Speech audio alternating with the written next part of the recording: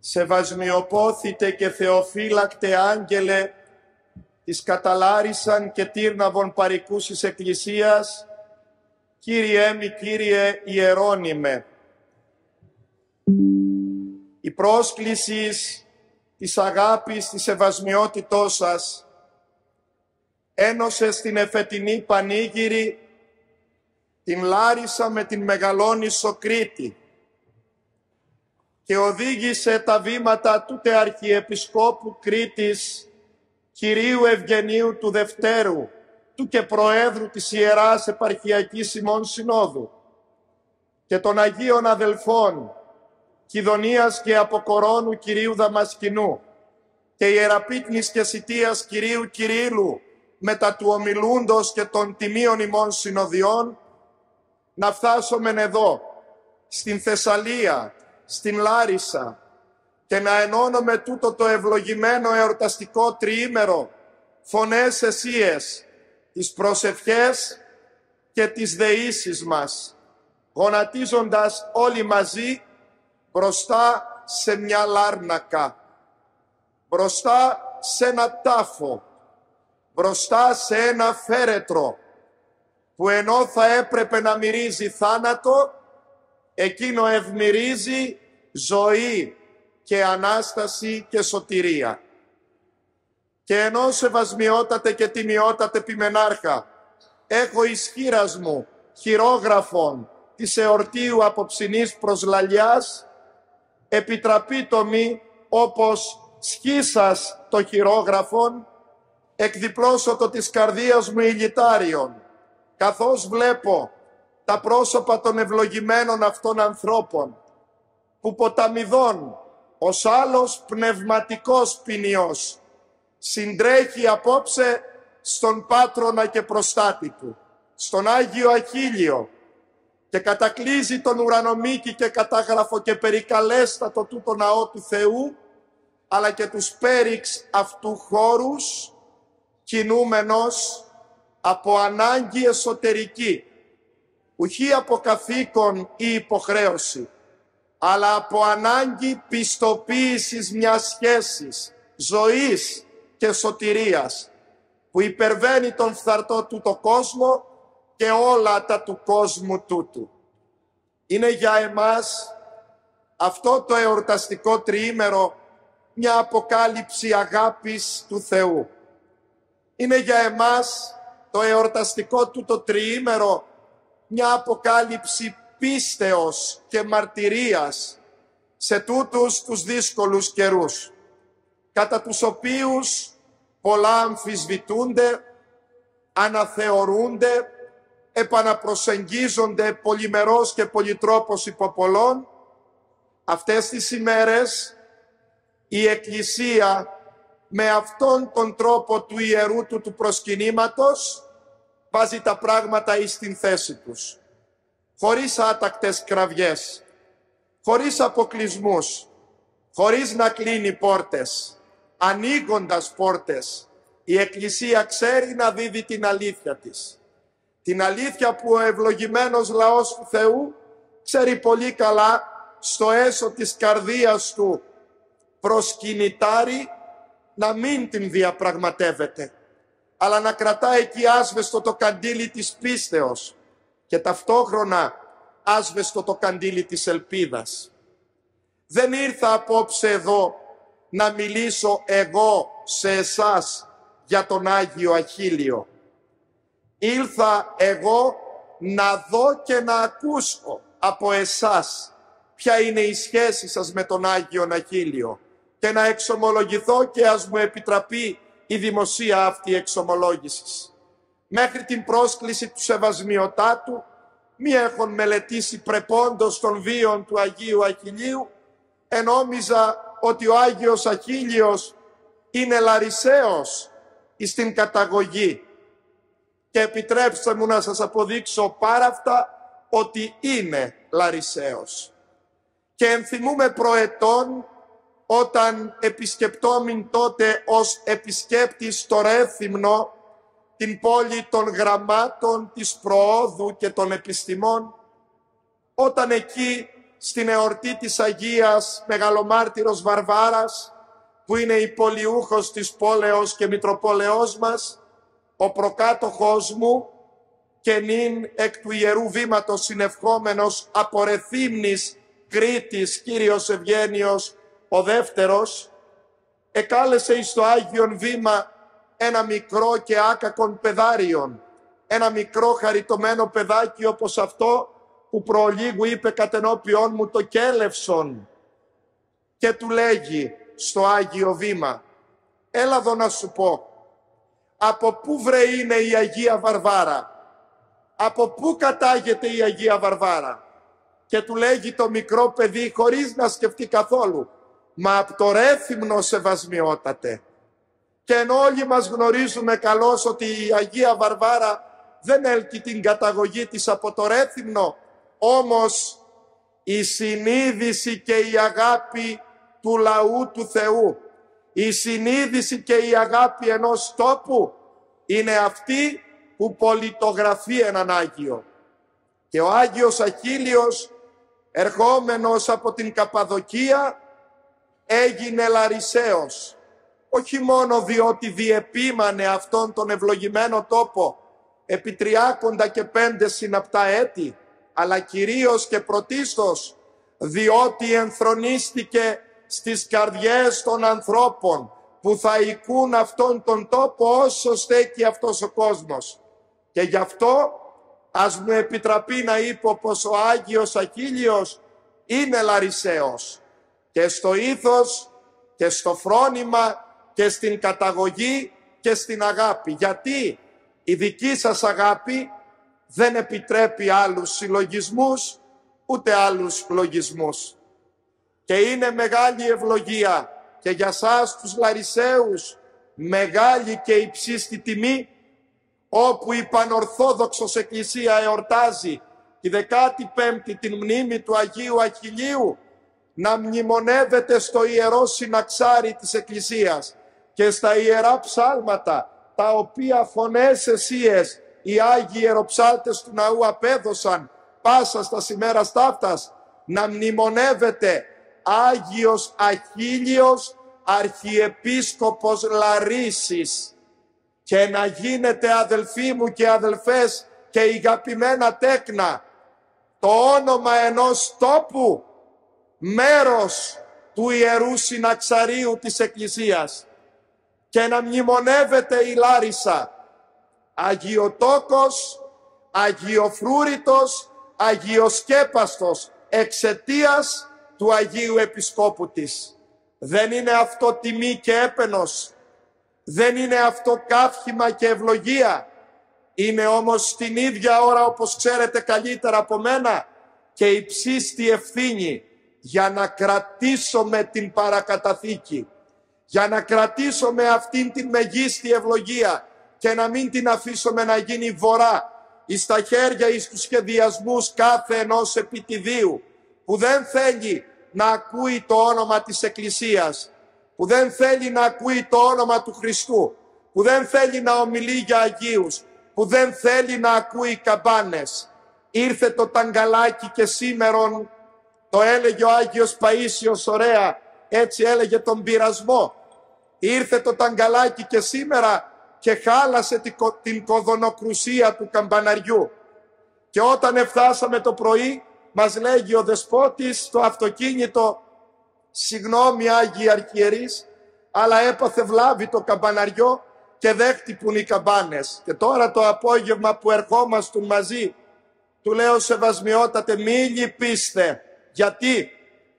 Γιατί καμπάνες και σήμαντρα έγιναν οι καρδιές των χιλιάδων ανθρώπων που όλο αυτό το τριήμερο συντρέχουν εδώ εκ δυσμών και βορρά και θαλάσσης για να προσκυνήσουν τον Άγιο, και ακούμε όλοι μαζί αυτήν την ωραία καμπανοκρουσία που γίνεται στις καρδιές όλων σας και στα καμπαναριά των δικών σας ψυχών, και αυτές είναι οι πιο όμορφες καμπάνες, παρότι ο καλός προϊστάμενος του ναού πατήρ Αθαή κατέλαβεν δια του κινητού την κοδωνοκρουσία και έτσι δεν εστερήθημεν και εις των εσπερινών και αυτής της Ιεράς Κρούσεως.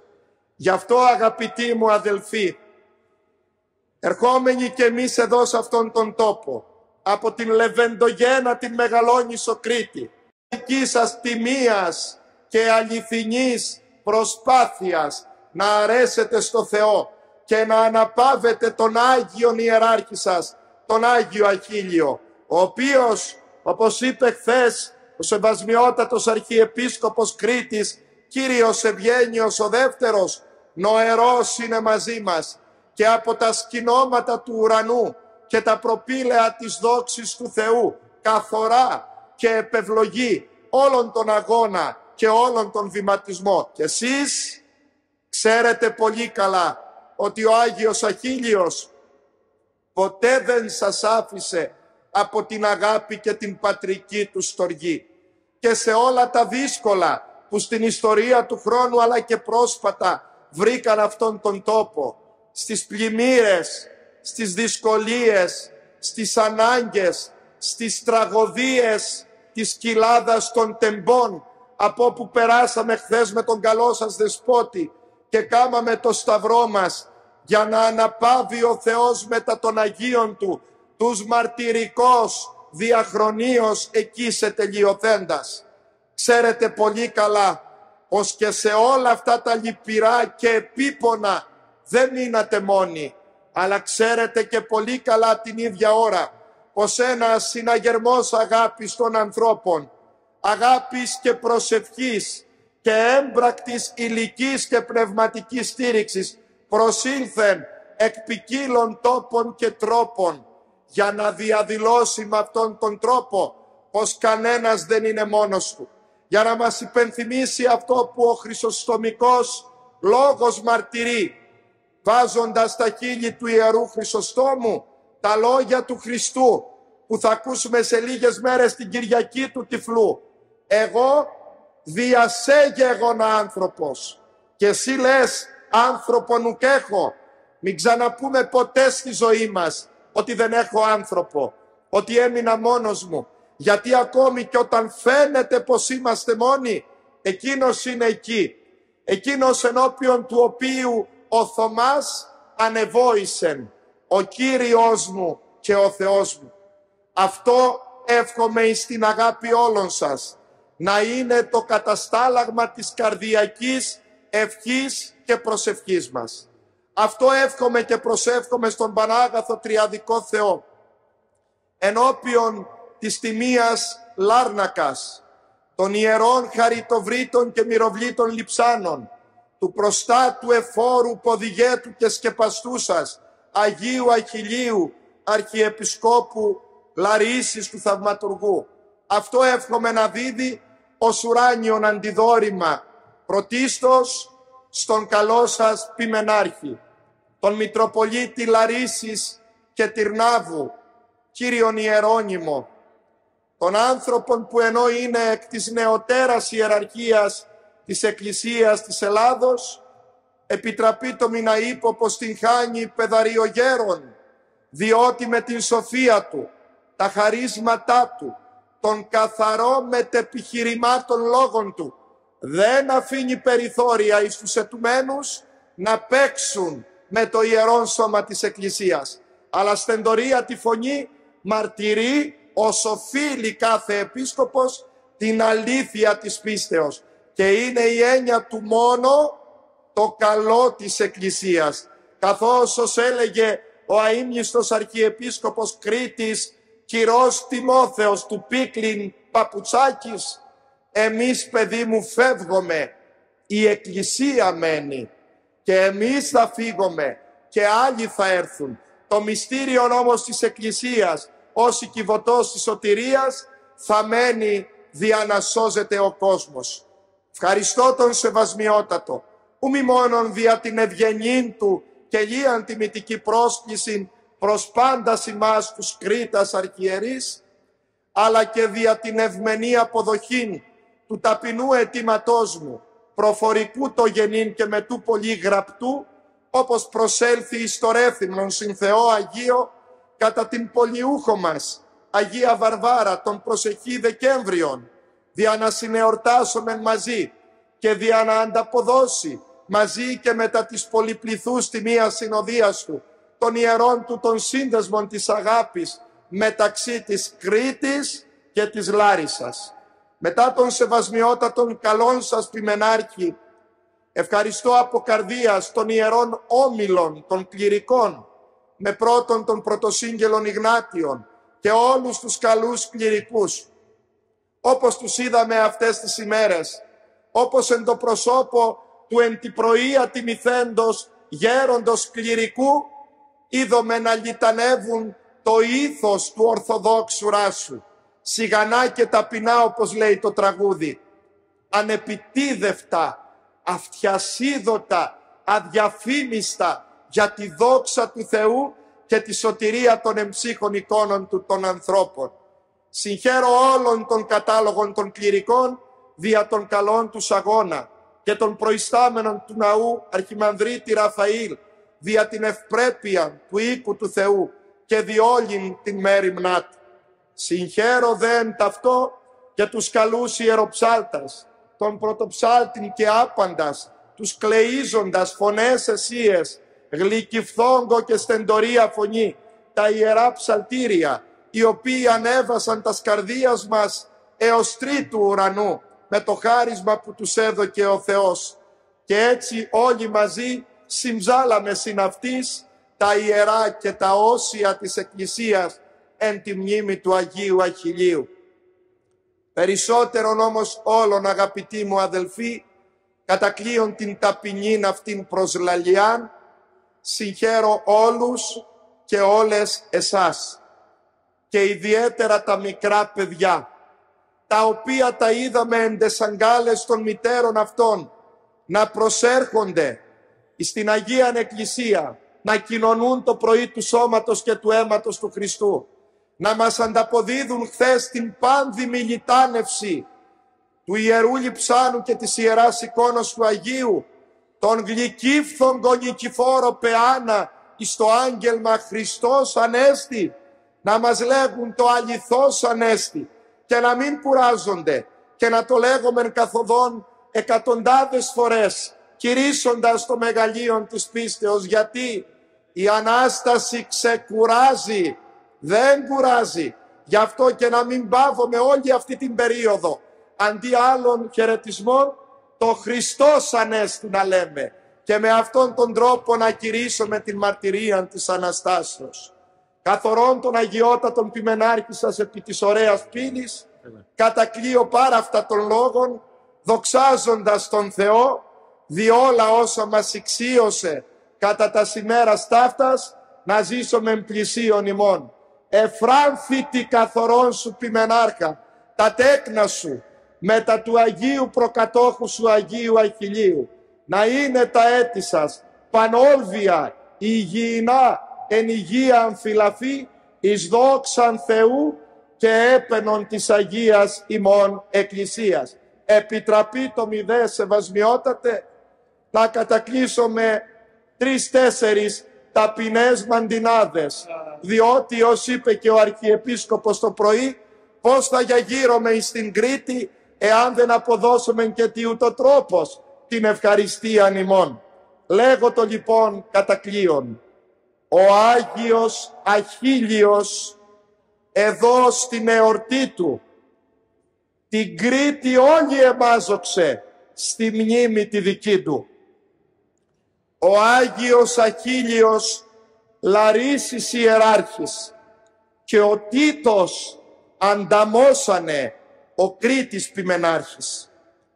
Μπροστά στη Θεία Λάρνακα τη χάρη του ζητούμε κι όλα μας τα προβλήματα εκεί τα ακουμπούμε. Οι Λαρισαίοι είσαστε πολύ ευλογημένοι, γιατί δεσπότη έχετε καλό να σας ποιμένει. Πρόσδεξε ιερώνυμε, ψυχής ευγνωμοσύνη, όσες μας δώσατε χαρές, ο Άγιος να σας δίνει.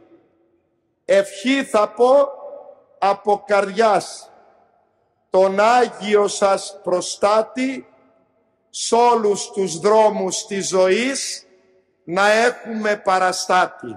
Αμήν. Υπήκον...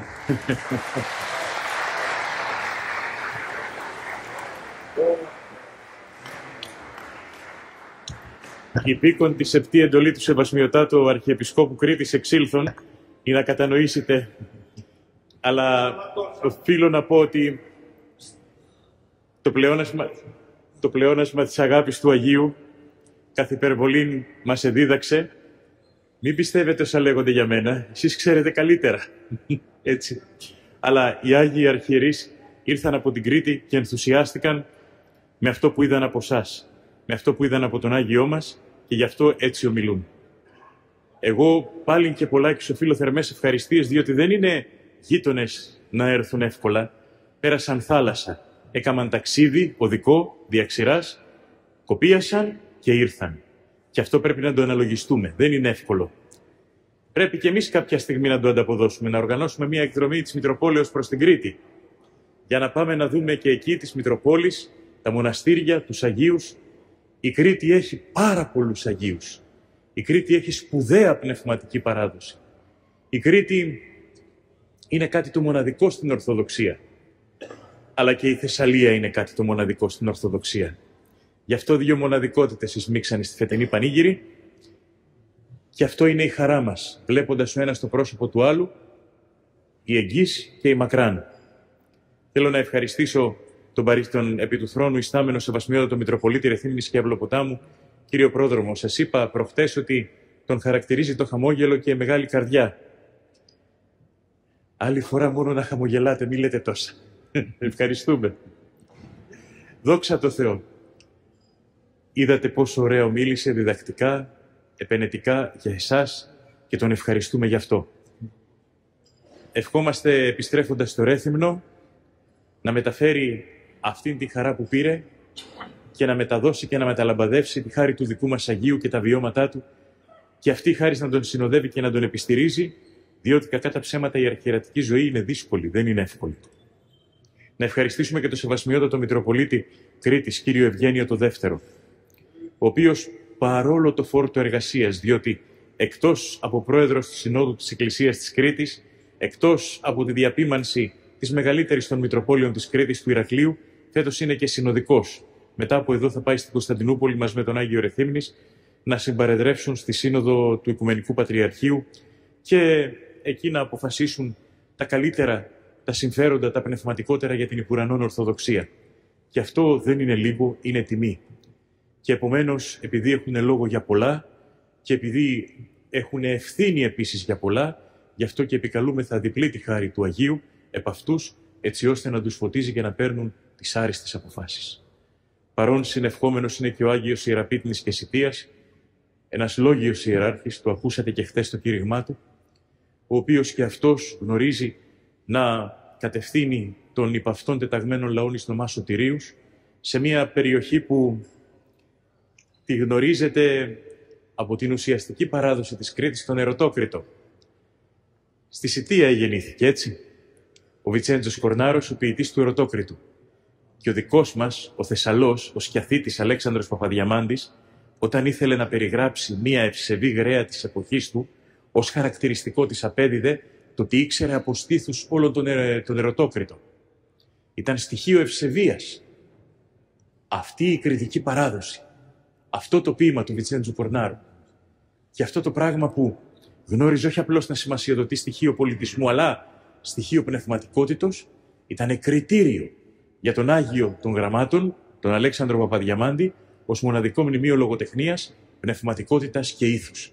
Αλλά εμείς στο όνομα του ότι μας δυσκολεύει η παλιά γλώσσα, τα έχουμε ξεχάσει αυτά, τα έχουμε πετάξει στην άκρη και δεν τολμάμε να ανοίξουμε τα κοιτάπια, τα ουσιαστικά, τα βαριά της ευθύνης, του πολιτισμού, της παραδόσεώς μας, στο όνομα του ότι δήθεν μας δυσκολεύουν, ενώ είναι τόσο όμορφα.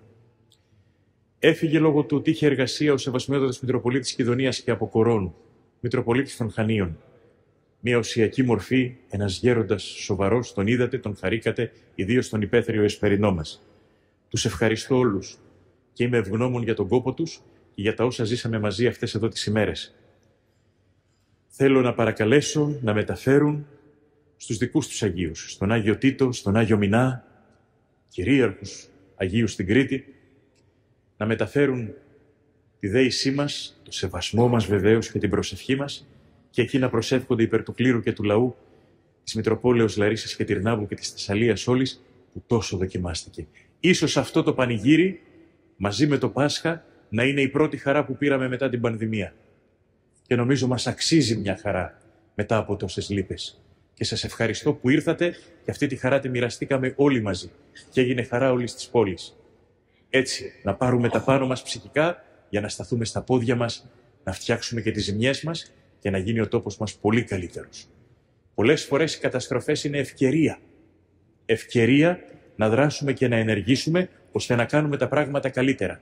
Και μόνο αν έτσι δούμε αυτά που μας βρήκαν τα τελευταία χρόνια, μόνο έτσι θα μπορέσουμε να στηθούμε στα πόδια μας, να σφιχτούμε, να δυναμώσουμε και να κάνουμε αυτό που πρέπει για τα παιδιά μας. Άγιοι Αρχιερείς, ευχαριστώ σας. Ευχαριστώ όλον τον λαό, τον κλήρο, τους πάντες που μετήχαν στην πανήγυρη. Ο καλύτερος χαιρετισμός. Χριστός Ανέστη.